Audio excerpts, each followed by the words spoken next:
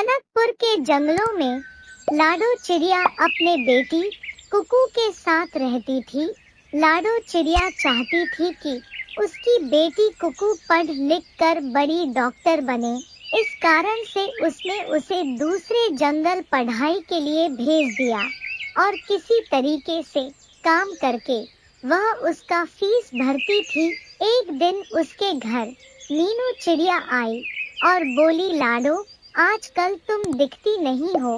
इस पर लाडो बोली, क्या बताऊं बहन, इस समय मेरे पास कोई काम नहीं है। अगर कोई काम दिला देती तो बड़ी मेहरबानी होती। यह सुनकर मीनू चिड़िया बोली, अरे कालू कौवा तो बहुत अमीर है, तुम उसके घर क्यों नहीं काम कर लेती? वो झाड़ू पोछा के लिए नौकरानी ढूंढ रहा है।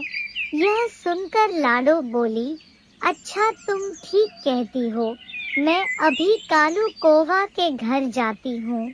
और लाडो कालू कौवे के घर के लिए निकल जाती है। लाडो कालू कौवा के घर जाती है और कालू से कहती है, कालू भैया मुझे काम पर रख लीजिए, मैं बहुत अच्छे से काम करूंगी। पास बैठी कालू कौवा की पत्नी रानी कौवी कहती है, हाँ हाँ हम इसे काम पर रख लेते हैं, क्योंकि मैंने सुना है लाडो बहुत मेहनती है और मुझे ऐसी ही नौकरानी चाहिए। और लाडो काम करने लगती है। रानी कौवी का बेटा जग्गू बहुत ही बिगड़ी हुई संतान था। वह अपने माँ बाप से झूठ बोलकर उनसे पैसे लिया करता था। एक दिन जग्गू अपनी माँ से कहता है कि कॉलेज के लिए पैसे दे दो, मैं दूसरे गांव पढ़ाई के लिए जा रहा हूँ। और वह पैसे लेकर अपने दोस्तों के साथ गलत आदतों में खर्च करने लगा। फिर थोड़ी देर बाद जब वह घर लौटकर आता है तो देखता है कि रानी कौवी घर पर नहीं है। वह सोचता है, यह लाडो मेरा क्या करेगी? मैं माँ के पर्स से कुछ पैसे चुरा लेता हूँ। और जब जग्गू पर्स से पैसे चुरा लेता है तभी लाडो कहती है, यह तुम क्या कर रहे हो? जग्गू बोला, तू अपना काम कर, मुझसे मतलब मत रखा कर। बाद जब रानी कौवी घर में आती है तो देखती है कि उसके पर्स से पैसे गायब है। इस पर रानी लाडो से कहती है, क्या तुमने मेरे पैसे चुराए हैं? इस पर लाडो कहती है, नहीं मालकिन, पैसे तो जग्गू ने निकाले हैं।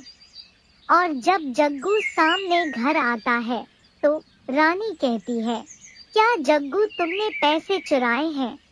उस पर जग्गू बोला, नहीं नहीं माँ, लाडो झूठ बोल रही है, किसी ने पैसे चुराए होंगे।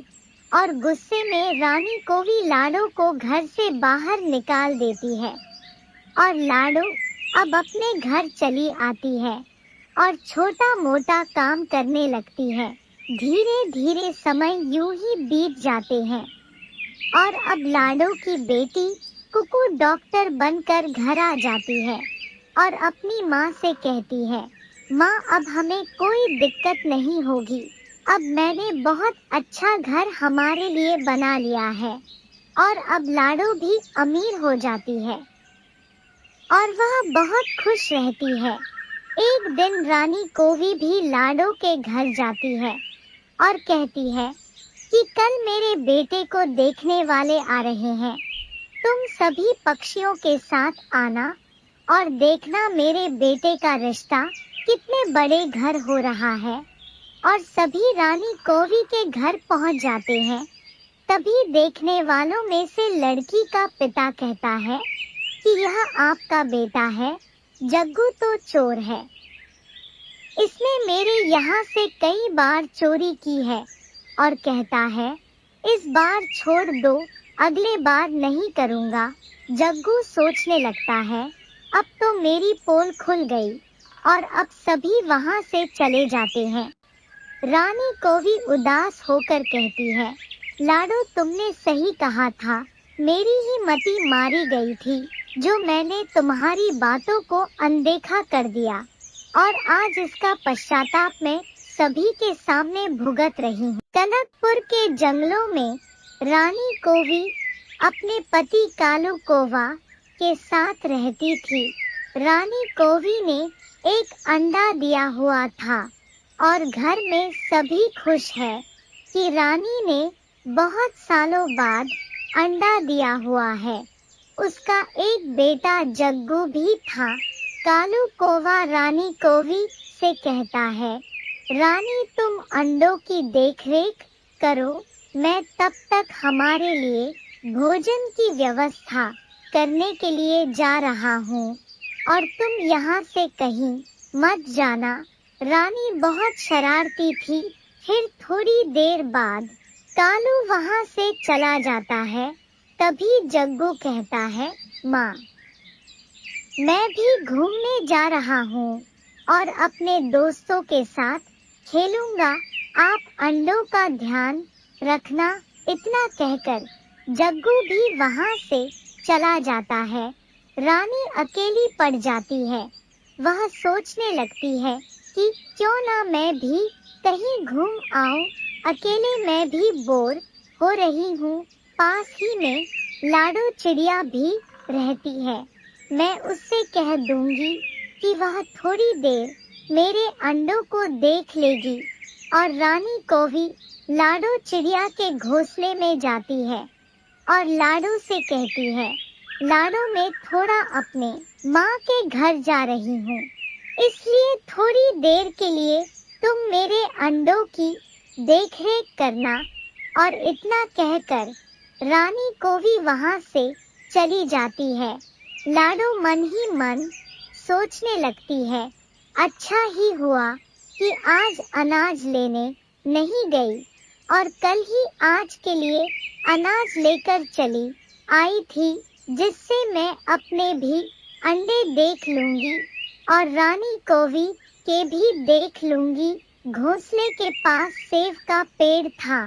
जग्गू सोचता है कि क्यों ना मैं इस सेब को तोड़ दूं, लेकिन अगर मैं माँ से कहूँगा तो वह अंडा छोड़कर नहीं आएगी और मैं सेब नहीं खा पाऊंगा, इसलिए मैं ही पत्थर मारकर सेब तोड़ूंगा। और जग्गू पत्थर मारता है, लेकिन सेब नहीं टूट पाता। जग्गू दोबारा पत्थर मारता है और पत्थर सीधे जाकर रानी कोवी के घोंसले में गिरता है, जिससे कि उसका अंडा टूट जाता है। और लाडो चिड़िया सब कुछ देख लेती है। वह तुरंत जग्गू के पास जाती है और जग्गू से कहती है, यह तुमने क्या कर दिया? जग्गू अब रानी कोवी तुम्हें छोड़ेगी नहीं। यह सुनकर जग्गू डर जाता है और झूठ बोलता है, पत्थर आपने मारकर अंडे तोड़े हैं, मैंने नहीं मारे हैं। तभी लाडो बोली, तुम झूठ क्यों बोल रहे हो? जग्गू तभी थोड़ी देर में रानी कोवी और कालू कौवा वहाँ आ जाता है और कहते हैं, यह क्या हो गया? हमारे अंडे कैसे टूट गए? इस पर लाडो बोली, जग्गू ने अंडे पर पत्थर मार दिया। जग्गू कहने लगा, नहीं नहीं लाडो झूठ बोल रही है, मैंने उस पर पत्थर नहीं मारा है। और रानी कोवी उदास हो जाती है। वह कहती है, एक तो मैंने इतने दिन बाद अंडे दिए, ऊपर से लाडो को यह बर्दाश्त नहीं हुआ, तो लाडो ने मेरे अंडे तोड़ दिए। कालू बोला, जाने दो रानी, अब हम क्या करेंगे, चलो हम घर चलते हैं। और रानी कोवी जग्गू घर चले आते हैं और जग्गू रानी से कहता है, रानी हम भी इसके अब अंडे तोड़ेंगे।